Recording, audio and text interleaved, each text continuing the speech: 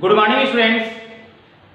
आज हम एसी परिपथ जिसमें प्रेरक एल और सी धारिता का संधारित्र हो को विस्तार से समझेंगे। यह टॉपिक बहुत इंपॉर्टेंट है, आप बहुत ध्यान से समझें और अपने कॉपी में नोट करें। इसके लिए यहाँ पर एक चित्र बना हुआ है। इस चित्र में एल प्रेरकत्व की एक प्रेरक कुंडली और सी धारिता का एक संधारित्र प्रत्यावर्ती वोल्टेज स्रोत एसी के साथ जुड़ा हुआ है।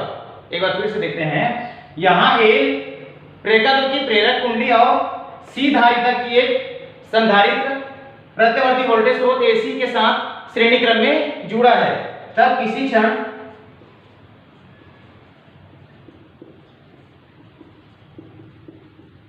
प्रत्यावर्ती वोल्टता को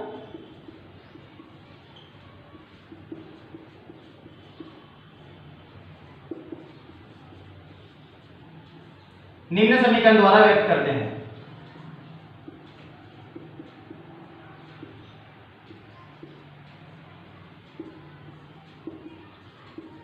समीकरण होगा V के बराबर V0 sin ओमेगा t। इसको मानेंगे समीकरण नंबर 1, जहां V0 बराबर वोल्टता का शिखर मान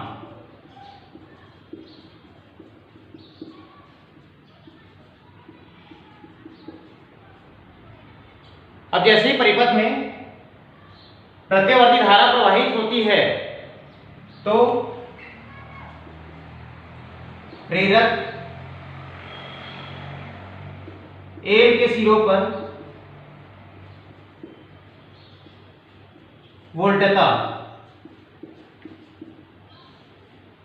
यह होगा VL बराबर IXL, जहां XL इसको बोलते हैं प्रेरकीय प्रतिघात तथा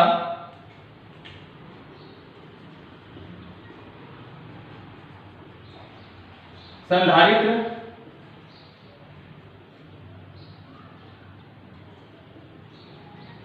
के सिरों पर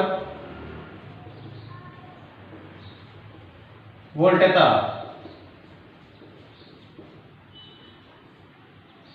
यह होगा VC, इसके बराबर IXC। इसको मानेंगे समीकरण नंबर 3, जहां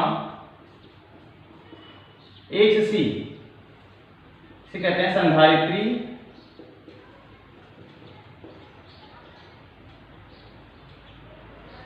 प्रतिघात। इसके पहले क्लास में हम पढ़ चुके हैं कि जब एसी परिपथ में प्रेरक का उपयोग करते हैं तब एसी परिपथ जब यहां प्रेरक का उपयोग करते हैं तो VL अग्रगामी होता है धारा I से। एसी परिपथ जब संधारित्र का उपयोग करते हैं तब VC पश्चगामी होता है I से। इस प्रकार यहां VL व VC के बीच 180 अंश का कलांतर होता है और ये दोनों एक दूसरे के विपरीत होता है। इसे एक चित्र की सहायता से समझेंगे कलांतर को।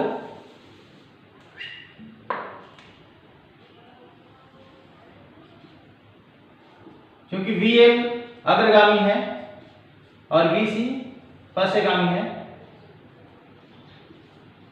तो आप देख रहे हैं VL और VC के बीच 180 अंश का कलांतर है। VL धारा I से 90 अंश अग्रगामी है, जबकि धारा I VC से 90 अंश अग्रगामी है। VL व VC के बीच कलांतर।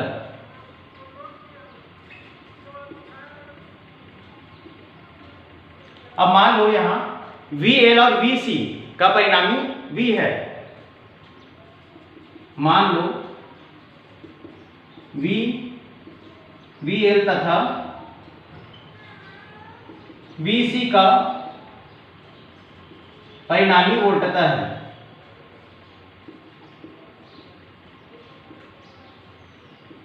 तब V के बराबर होगा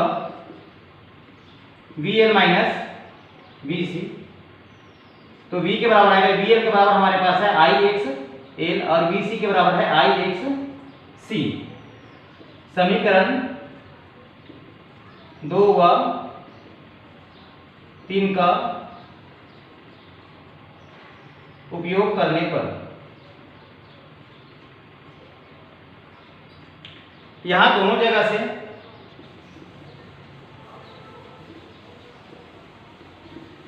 I को कॉमन निकाल देंगे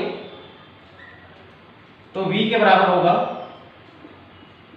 IXL माइनस XC या V के बराबर I omega L minus 1 upon omega C।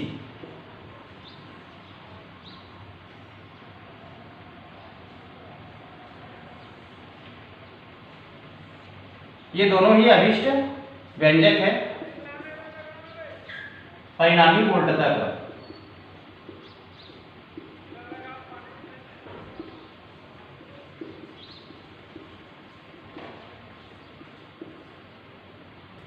जहां XL बराबर ओमेगा L और XC बराबर ओमेगा 1 अपन ओमेगा C। इसके पश्चात हम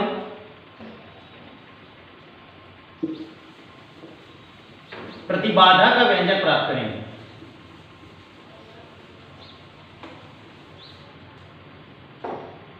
प्रतिबाधा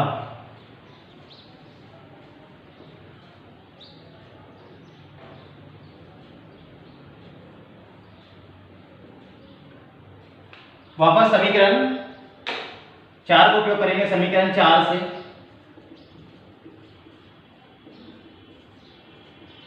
समीकरण 4 हमारे पास है V के बराबर I ब्रैकेट में XL minus XC। I V के नीचे आएगा तो V upon I equal to bracket में XL माइनस XC। इसको मानेंगे समीकरण नंबर 5। इसके बाद समीकरण 5 की तुलना ओम के नियम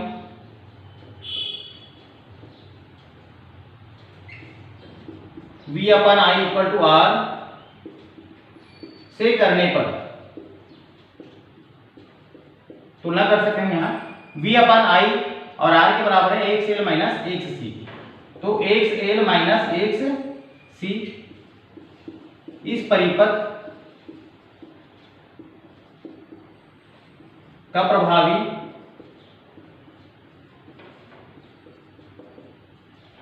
प्रतिरोध होगा। इसे हम ALC परिपथ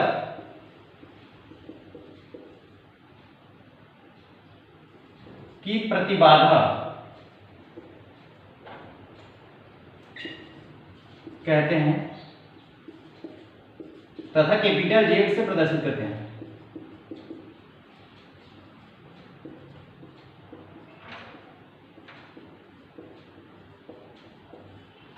तो यहां ALC परिपथ की प्रतिबाधा Z के बराबर होगा, अभी हम निकाले हैं XL माइनस XC या Z बराबर omega L minus 1 upon omega C। इसको मान सकते हैं समीकरण नंबर 6। समीकरण 6 प्रतिबाधा का व्यंजक है।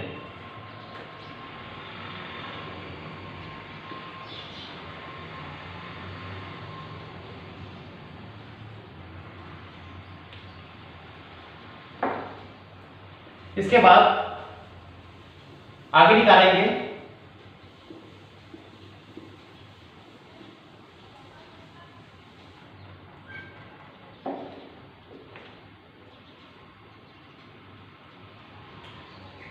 धारा। तो इस परिपथ में बहने वाली धारा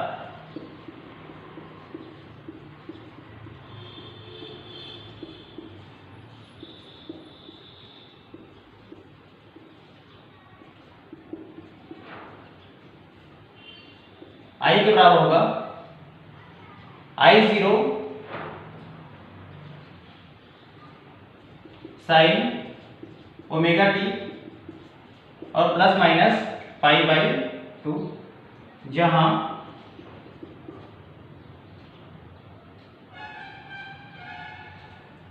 यहां I0 के बराबर होगा V0 अपान जेड। तो जेड का मान हम निकाले हैं omega L minus 1 upon omega C. अब इसके आगे होगा अनुनाद की स्थिति।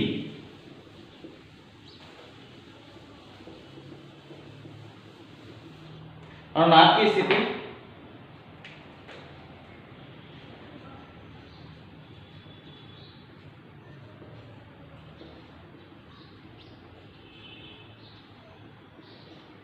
तो हमारे पास है I0 या I के बराबर होगा V अपान Z। अगर यहां हम प्रतिबाधा के बराबर 0 रख देते हैं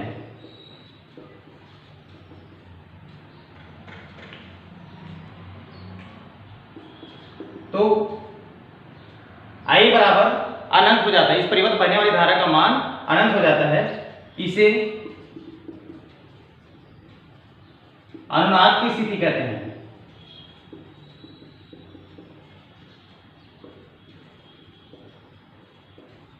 इस स्थिति में